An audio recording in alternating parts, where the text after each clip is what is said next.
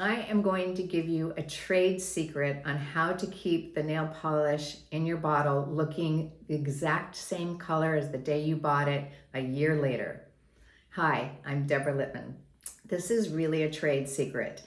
You need to keep your nail polish completely out of the sunlight. If your polish is in the sunlight, it's just going to fade. It's going to fade and it's going to discolor.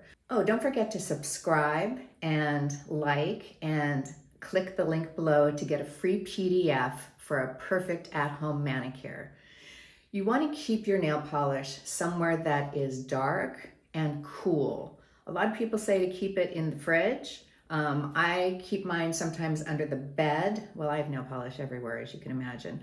Under the bed, anywhere that the sun is not going to get to it. I also would keep it out of the bathroom because there's so much humidity that happens in the bathroom, and if perchance you haven't closed the bottle tight enough, you're going to find that not only is your color going to change, but the formula is going to be completely a mess. So keep your polish somewhere that is dark and cool.